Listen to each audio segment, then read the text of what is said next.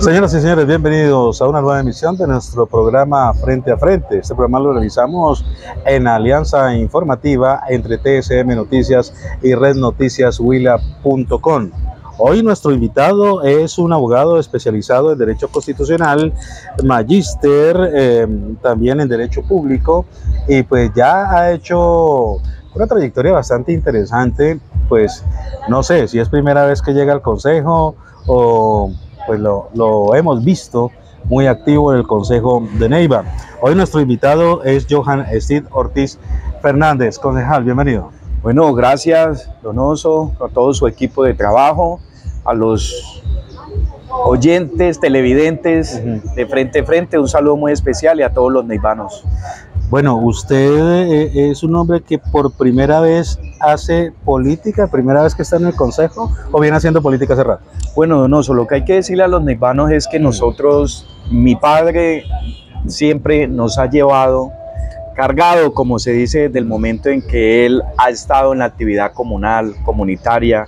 Mi padre, un líder comunitario, presidente de junta, también toda la experiencia comunitaria, y en esa empezaba a cargarme, digamos, a todas las reuniones en política, conservador. Mi padre, gran seguidor en ese momento de Tito García, me acuerdo muchísimo de esas reuniones, conservador, además, el senador, el doctor Tito García, y en eso uno empezaba a mirar ese político que era de criterio y que tenía palabra frente a la gestión que realizaba. ¿Cómo se llama su padre, perdón? Jorge Enrique Ortiz Quintero. Okay. Y mi papá desde luego empezó en ese trabajo y empezó, como se dice, a darme esa oportunidad cuando nosotros desde el Colegio Nacional Santa Librada tuvimos la oportunidad de ser representante. ¿Libraduno esos que tira piedra? Libraduno 100%. ¿Tiró piedra? Libraduno que no haya tirado piedra. No es libraduno. No es libraduno, eso hay que decirlo. Y que no haya saltado tapia, pues también no es libraduno. ¿Se escapaba mucho Entonces, usted, Johan? No me gustaba, me dolía mucho, sentía mucho cuando evadía clase, por eso nunca lo hice, nunca evadí clase, pero sí salté tapia en los momentos en que empezaba la pedra con la policía. A tirarse con la policía y a darse. Entonces, frente a eso sí tocaba salir porque nos gaseaban fuertemente, y en eso sí salíamos, como se dice, pues para que no nos cogiera la policía y nos subiera en esa patrulla o en esos carros que en esa época lo subían a uno. ¿Siempre fue un niño rebelde, un joven rebelde? Sí, joven que no haya sido rebelde en el colegio, en la universidad, pues no ha vivido la juventud, Edgar. Y yo digo, nosotros tuvimos la oportunidad en el colegio y de tener personas muy leídas. Mire que habían personas, y le doy gracias a esos compañeros que eran mayores. Cuando yo inicié en el Santa Librada en sexto, había una cultura muy bonita en el Santa Librada que le enseñaban a uno a leer, a la lectura. Y frente a eso empezó Johan Steve a cogerle ese cariño a la lectura en el Santa Librada y después en la universidad también a la lectura. Entonces fuimos representantes, fuimos miembros del Consejo Estudiantil, hicimos todo ese trabajo organizacional, la unidad de estudiantes de secundaria, que empezamos nosotros con los demás colegios, con el INEM, con el técnico, con el departamental, el liceo. Entonces empezamos ese liderazgo, y en ese liderazgo también fuimos presidente de junta del barrio, de mi barrio, barrio Santa Librada, donde nací, crecí. Todavía vive mi madre ahí donde nació, ¿cierto? La casa paterna. Mi padre vive, gracias a Dios, y mi madre, claro que sí. Y con ellos nosotros en el barrio Santa Librada me dieron la oportunidad de ser presidente, y desde ahí empezamos a mostrar esos pinitos de liderazgo, de gestión ya administrativa. Fuimos edil de la comuna número 3. ¿Usted perteneció a las juventudes conservadoras que tanto hablaban en épocas atrás? Claro, cuando nosotros entonces tomamos una decisión, después, digamos, de la universidad, digamos, del colegio, empezamos nosotros ya con claridad, digamos, a tomar decisión hacia dónde debe apuntar la ideología y qué necesita el país, qué necesita el departamento y el municipio. En nosotros empezamos a tomar esa decisión y, digamos, con las raíces de mi padre, pues tomamos la decisión del Partido Conservador. Del Partido Conservador siendo coherente ¿en qué? En que hay que proteger las instituciones y que esa nueva generación es una nueva generación de cambio, pero una generación de cambio, de que escuche a la gente, y de escuchar a la gente es hacer lo que la gente necesita, es decir, que se impacte a mejorar la calidad de vida de la población, de la gente. Y frente a eso nosotros en el partido hemos estado ahí, por eso nosotros no tenemos jefes políticos, por eso nosotros hemos dicho, nuestros jefes son los ciudadanos, no los políticos. Y los políticos que se han dedicado a hacer politiquería, no le han traído gestión al departamento, no le han traído gestión al municipio, y hoy vemos que la gente no cree en los partidos tradicionales por eso mismo. O sea, usted nada con los Andrade Serrano, nada con los políticos conservadores. Respeto, porque ellos hacen parte del Partido Conservador, un gran senador, hay que decirle, Hernán Andrade, su inteligencia, su capacidad, digamos, frente al tema de hacer leyes en el momento que fue senador, me acuerdo mucho de él, una persona muy inteligente, un libro muy importante también que lo leí de él, de las vivencias vividas en su momento, digamos, que él quiso escribir, de todo lo que vivió en el Congreso. Entonces, para mí es una persona respetable, y quienes han estado ahí siempre dentro de eso, pero yo creo que se han equivocado el no haber pensado en que a ellos se les iba a pasar el momento, y cuando se les pasa el momento nunca pensaron en darle la oportunidad al relevo generacional, y siempre pensaban en aquellos,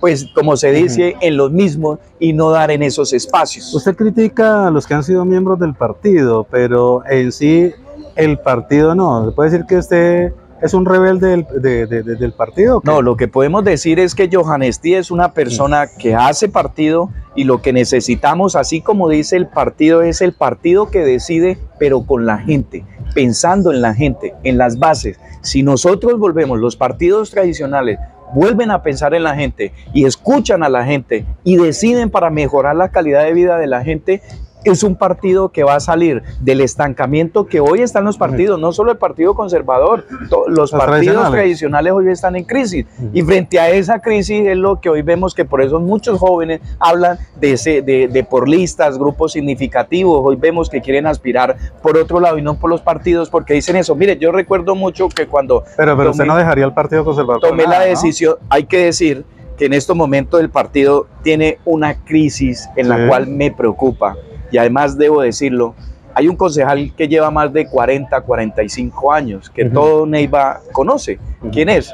Y me preocupa en el momento en que dice que hoy el partido para armar listas, y el partido sin mirar esos liderazgos y mirar esas personas nuevas, pues ya personas que han estado manejando el partido hoy ya hayan decidido ir a apoyar campañas, candidaturas a la alcaldía, otras personas que no están dentro del partido. Pero vuelvo y le hago la pregunta, ¿usted no ha pensado en dejarse del Partido Conservador?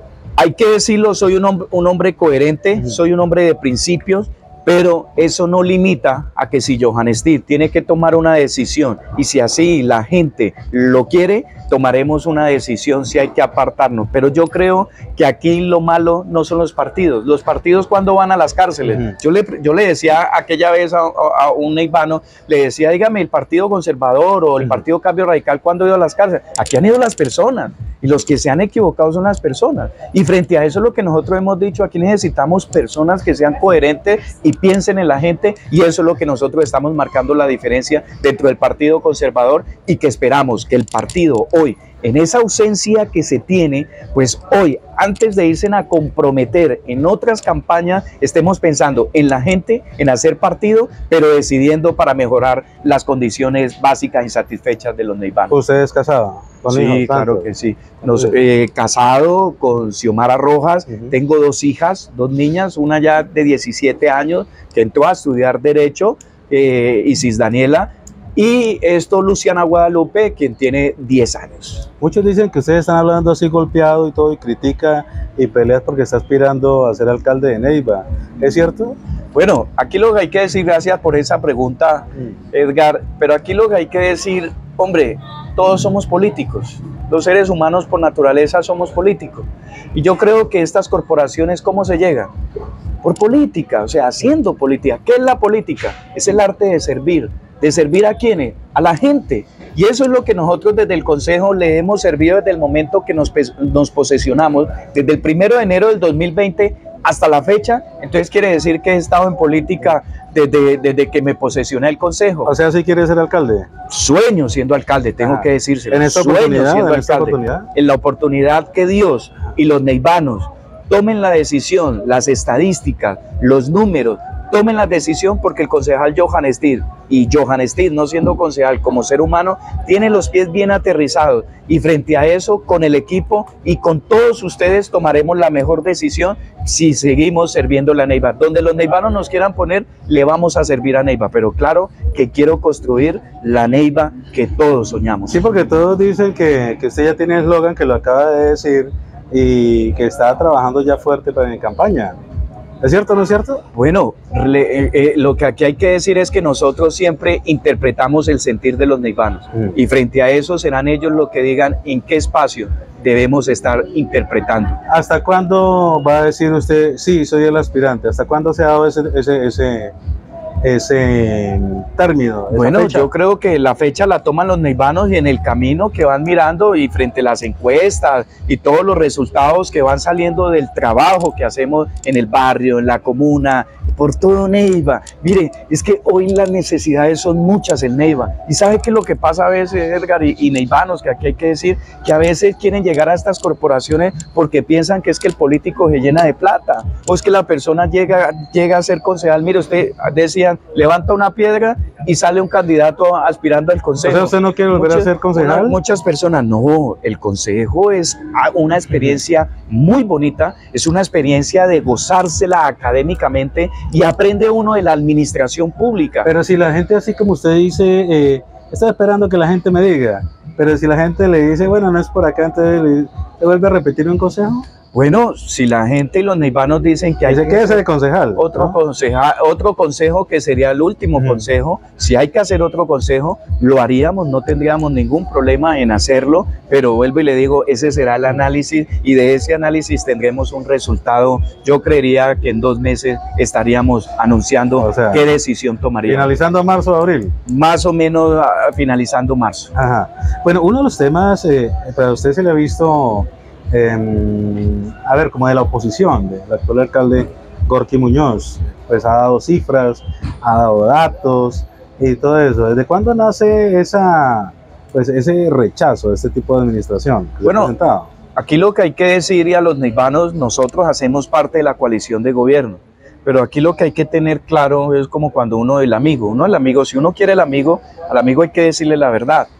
Y a este gobierno nosotros, haciendo parte de la coalición, le hemos querido coadyuvar, ayudar a que a Neiva le vaya bien, no al alcalde, ni a sus amigos, ni a los concejales, a Neiva le vaya bien. Y frente a eso, cuando empezamos a mirar, y por eso acompañamos en la ruta, cuando el alcalde habla de ruta, pues la única ruta que debe existir en el municipio es el plan de desarrollo, que se convierte en un acuerdo municipal, el 008 del 2020, y que ahí nace de un diagnóstico que realizan, digamos, aquellos candidatos, que es la propuesta de gobierno, y que más de 62.000 neivanos avalaron esa propuesta. Y eso es lo que le presentó al consejo, y eso es lo que nosotros estuvimos de acuerdo, para que le cumpliera, porque iba a haber un desarrollo en el municipio de Neiva. Pero cuando empezamos a ver nosotros que aquí empiezan, como se dice, a hacer otras cosas y a desviar y a no tener en cuenta los proyectos estratégicos y a no tener en cuenta, como se dice, esas líneas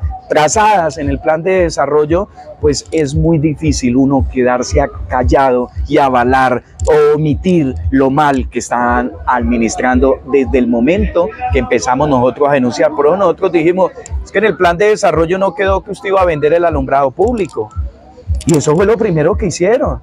Y entonces allá algunos decían, no, pero es que mire, Ciudad Limpia, unos concejales, yo me acuerdo mucho, mire Ciudad Limpia, mire las empresas. Le dije, venga, entonces vuelva usted de la junta directiva de las entidades privadas, pero entonces aquí nos eligieron concejales, fue para defender lo público, y eso es lo que nosotros hemos estado haciendo, defendiendo lo público. ¿El actual consejo está arrodillado? Hay dictadura de las mayorías, porque el bolígrafo del Ejecutivo, hay que decirlo, mueve, y eso a veces, digamos, en una democracia, es la democracia, la mitad más uno, la respeto las decisiones, pero no hay decisiones coherentes, argumentativas. técnicas, jurídicas. Si usted mira, allá los concejales ni siquiera sustentan el sí, pero el sí, ¿por qué? ¿Por qué eso se debe aprobar? ¿Cuál es el argumento? Que eso es lo que le hemos dicho. Y entonces allá a veces se incomodan, ¿cierto? Pero ahí es donde uno dice, bueno, ¿cuál es el argumento para decir sí? ¿Por qué teníamos que vender el alumbrado público y por qué tenía que manejarlo un costeño y un privado? ¿Por qué no podíamos nosotros mismos? Somos tan incompetentes. A veces, mire, uno dice, no han administrado ni una tienda, y se les ilumina la inteligencia cuando llegan a la alcaldía, entonces llegan a endeudarse, llegan a vender todo lo que puedan de lo público, y claro, como salen y se van, pero ¿quiénes son los que sufrimos esa situación? Los neivanos. ¿Ese bolígrafo que usted habla, lo ha tocado usted? ¿Le han ofrecido? Bueno, yo hasta el momento, frente al tema de plata, frente al tema de coima, como a veces es muy fácil que señalan algunos, que dicen por decir, los fast news, ¿cierto?, en las redes y toda esa situación, debo decirlo que jamás, digamos, frente a eso ha habido un ofrecimiento de recursos, de plata, ¿cierto? Aquí a veces son los acuerdos, como se dicen, acuerdos burocráticos frente a la secretaría, ¿cierto?, frente a otras actividades, digamos, que hay que realizar para el Partido Liberal, para el Partido Conservador. Entonces le dan la Secretaría de Vías, entonces le dan la Secretaría de la Mujer, le dan ciertas secretarías. Hoy tengo que decirlo, no tenemos ninguna secretaría, no tenemos ninguna persona que nos represente, ni a Johan Stein, y creo que ni al Partido Conservador, porque lo que he sabido, lo que he escuchado es que el Partido Conservador no tiene representación política dentro de esta alcaldía, dentro de este gobierno municipal, y el concejal Johan Stein tampoco. Por eso podemos hablar con claridad y por eso no nos callamos ante las cosas que están haciendo mal el gobierno municipal. ¿Cuántas personas usted rescataría del actual Consejo de Neiva? No me la ponga difícil. Es una pregunta muy sencilla. Eso tiene que... Son 19, ¿cuánto rescataría? Bueno, Johan es el primero, ¿no? No. Esos son los neivanos los que deben calificar, digamos, el trabajo de cada concejal y son ellos los que deben decidir. Yo creo que sí es muy importante, ojalá, en estos momentos, que ahora sí todos salen a decir que hay inseguridad, ahora sí todos salen a decir que no cumplieron con las 3.000 viviendas, ahora sí todos salen a decir que el estadio de fútbol el alcalde no cumplió, pero guardaron silencio los 3 años. Entonces yo siempre le invito a los neivanos y le digo a los neivanos, oiga, por favor, inteligencia electoral, dejemos de pensar con la barriga, empecemos a pensar en el municipio y empecemos a meter la inteligencia y sepamos votar. Miremos quienes han guardado silencio durante 3 años y siguen guardando silencio y no han salido a defender los derechos de la gente para que las obras se hagan. ¿Usted le ha aprobado alguna vez algún proyecto que haya presentado el alcalde? Claro, debo decirlo, el plan de desarrollo. Debo decirlo, los 60.000 millones del primer endeudamiento que hacía parte además del plan financiero para sostener en ese momento la crisis que se trató de vivir, pero mire que los neivanos fueron tan cumplidos cuando la pandemia empezó a pasar y los neivanos empezaron a mirar, empezaron a pagar sus impuestos. Los neivanos, a pesar de esa crisis del COVID-19, de ese virus que mató familias, amigos neivanos, cierto, que perdieron la vida muchos neivanos, perdón, pero frente a ese tema los neivanos pagaban sus impuestos y al pagar esos impuestos, pues resulta que se fue por encima de lo que había presupuestado. Todos estos 3 años el municipio ha tenido superávit y ha tenido adiciones más de 50.000, 60.000 millones de pesos. Entonces no había necesidad de seguir endeudándonos. Si ya le habíamos aprobado 60.000 millones con unas obras que hay que decirlo aquí, que quedaron 28 obras plasmadas en el acuerdo 024 del 2020. Y en eso nosotros le dijimos, en esas obras tienen que ir al Consejo de Neiva. Y cuando fueran al Consejo de Neiva nosotros íbamos a definir que eran obras de las que necesitaba el municipio de Neiva, pero resulta que aquí hicieron el primer prevaricato porque nunca fueron los proyectos para que el Consejo de Neiva pudiera hacer las modificaciones del caso, sino que automáticamente lo hacían desde la alcaldía. Y frente a eso esperamos que los organismos de control estén haciendo las investigaciones del caso, porque hasta el momento no tuvieron en cuenta las obras que quedaron dentro del plan de desarrollo y dentro de ese plan financiero de cuánto se podía gastar, que era hasta 85.000 millones de pesos, y resulta que hasta que por fin este año me hallaron la razón endeudamiento, por eso cuando las 4 veces que presentaba el endeudamiento no podía ser por 40.000 ni por 30.000, porque había quedado en el plan financiero aprobado que era hasta 85.000 millones de pesos. La administración, entonces, frente a eso nos dieron la razón. La administración municipal ha dicho que pues, el actual consejo, si no aprueba ese proyecto de endeudamiento, pues se quedarían esas obras como el patinódromo, el CAIMI y otras que se han mencionado en el proyecto, se quedarían estancados. ¿Ustedes están dispuestos a asumir, digamos, ese costo político de no terminar esas obras? Mire, aquí quienes deben asumir son los alcaldes que han sido responsables, o los exalcaldes que han sido responsables con sus jefes de oficina de planeación. ¿Por qué? Cuando ellos realizan un diagnóstico o realizan, como se dice, ese estudio, sabe cuánto vale la obra y en dónde se va a realizar la obra. Y frente a eso es el recurso, saben la fuente de dónde va a ser el recurso. ¿Por qué pasan 4, 8, hasta 15 años, como el CAIMI, invirtiendo plata, y los neivanos con esa necesidad urgente como era la ciudad? Por eso en los 60.000 millones nosotros le dijimos la prioridad debe ser el CAIMI, porque era un tema de la salud para más o menos 60.000, 70.000 personas que iban a beneficiarse, y después frente al tema de la UPJ por la inseguridad que sigue viviendo el municipio de Neiva y que hoy esperamos que el alcalde y el secretario de gobierno tome riendas frente al tema de la inseguridad. Era prioridad invertirle así fuera todos los 60.000 millones para acabar estos 2 proyectos, y resulta que no fue así. Y entonces, ¿cómo es posible que ahora siguen? Entonces, fuera de eso, la idea no es permitirle que endeuden a Neiva para terminar esas obras. La idea, no lo creemos entender, porque ha tenido, porque nos devolvemos a los 60.000. Porque ha tenido el recurso. Aquí hay que decir que no es que no queramos que terminen las obras inconclusas. Claro, yo por eso lo dije en una propuesta, una de mis propuestas, si Dios y los neivanos me dan la oportunidad de ser alcalde, en el primer año termino las más de 40 obras inconclusas que tiene el municipio de Neiva, porque solo es de gestión, de voluntad y de tener los recursos y de buenos asesores para que se hagan responsables y estas obras se terminen. Entonces, frente a eso... si usted es alcalde, ¿usted no endeudaría a Neiva? No hay necesidad, no hay necesidad. Ya en lo último, usted acude a un crédito cuando usted ya ve que frente a lo que usted gana, pues no le alcanza, ¿cierto? Pero necesita acudir a ese crédito, y de ese crédito es porque ya es lo último que tiene que recurrir. Pero ahí frente a eso, lo que nosotros hemos dicho, ¿por qué debemos seguir enriqueciendo la banca privada? ¿Para qué está, como se dice nosotros, Findeter? Mire, Findeter hizo un diagnóstico de todos los proyectos, y el mismo Findeter tiene con el Banco Mundial, y fuera con todo el Banco Mundial con una tasa mucho mejor en interés, y no estamos enriqueciendo a un privado, y no vamos a pagar esa tasa de usura de interés que los bancos hoy en día están cobrando. Entonces, frente a eso, para terminarle y decirles a usted, no es que no queramos que se acaben las obras, que no se terminen las obras inconclusas. Lo que aquí queremos decirle a los neivanos es que han sido irresponsables en administrar los recursos de los neivanos, porque se lo han gastado en burocracia. Más de 144.000 millones se los gastaron en contratos de prestación de servicio hasta el 30 de septiembre del 2022, que le hicimos ese diagnóstico en pura burocracia, más la nómina en cómo aumentó, y que eso lo vamos a demostrar de este año también en el debate de estos 25.000, cuántos problemas no hubiéramos solucionado. Algunos alcaldes una vez le consultaba y él decía: es que una cosa es estar en campaña, otra cosa es sentarse en la silla a organizar todo el desorden que queda y lo que se va a proyectar. Entonces, usted, que veo que, aunque dice que no está aspirando, pero lo veo como que ya moviendo el tema de la aspiración.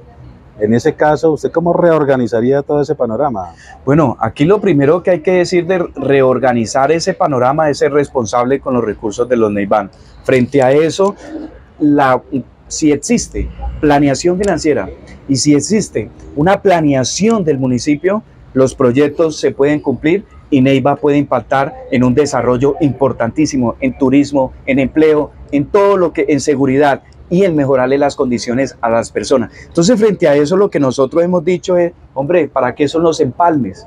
O sea, aquí no podemos estar ya cuando faltan un año para acabar, 10, 11 meses para que cese la horrible noche, ¿cierto? En Neiva, nosotros lo que hemos dicho es, hombre, pues si ustedes lo eligieron, y salió a decirle a los neivanos que usted iba a solucionar ciertos proyectos, pues no es momento de poner a seguir llorando, es momento de que tenía la oportunidad de ir a gestionar plata a nivel nacional, departamental, ni un peso le han invertido del gobierno departamental al municipio de Neiva, el capítulo especial para Neiva. Entonces, frente a eso, la confinanciación internacional, más de 130.000 millones dijeron que iba a traer a Neiva. Entonces, mire que aquí ha faltado es gestión, y aquí ha faltado es saber administrar los recursos de los neivanos. Concejal, ya para terminar, pues recientemente se dio a conocer una serie de amenazas contra usted. ¿Teme por su vida? Claro que sí, no solo la mía, la de mi esposa y la de mi familia, que en estos momentos, y esta mañana lo dije en una sesión, y lo digo en este espacio ya que me lo pregunta, yo responsabilizo de mis amenazas al alcalde y al gobierno municipal, porque en ningún momento nosotros como concejales, porque nosotros como concejales en el momento de conocer estas amenazas, ni una llamada del secretario de gobierno, ni una llamada del señor alcalde, y él que todo lo comunica por las redes sociales porque no le gusta ir al consejo a dar la cara, pues ni siquiera se manifestó solidarizándose con estas amenazas. Y claro que hemos puesto la denuncia y no es la primera amenaza que hemos recibido llamadas, intimidaciones, mi papá también fue intimidado. ¿Por qué frente a esta situación? Las amenazas por parte porque del yo no alcalde tengo problema con ningún vecino, con ninguna persona, y en el momento en que empezaron esta amenaza fue cuando empezamos a denunciar todas las anomalías y cuando empezamos a denunciar todos estos problemas, como desde el momento del alumbrado público, desde el catastro multipropósito, el PAE en los debates de la educación y frente a la educación de la Secretaría de Gobierno. Mire, ¿por qué es Secretaría de Gobierno el tercero? Cuarto secretario de Hacienda, tercer secretario de Educación, tercer secretario de Planeación. Entonces, miren los secretarios, y todo esto ha sido en los debates de control político que ha realizado el concejal Johan Steed, porque para eso me eligieron y en eso le estamos cumpliendo. Entonces, frente a estas amenazas, decirle que no me van, como se dice, a callar con este tipo de amenazas. Temo por mi vida, pero sé que Dios y las oraciones de los neivanos, que aprovecho para darle las gracias a todos los neivanos por la solidaridad que he recibido, los mensajes que he recibido y las oraciones de mi madre para seguir hablando por los neivanos y seguir interpretando esas necesidades que hoy tiene Neiva. Pues concejal, pues ojalá las autoridades también le brinden la protección necesaria y aspiramos que siga usted en su proceso en el Consejo de Neiva, que ha sido pues interesante, y vamos a ver en qué para este proyecto de endeudamiento de los 25.500 millones de pesos. Concejal, muchas gracias por estar con nosotros. No, gracias a usted, Edgar, muy amable, y a todos los neivanos y a TSM, a todos un saludo muy especial. Dios los bendiga. A ustedes, amigos, muchas gracias por acompañarnos. Recuerden, siempre estaremos acá en nuestras redes sociales, tsm.com y también rednoticiashuila.com. Nos vemos en una próxima oportunidad.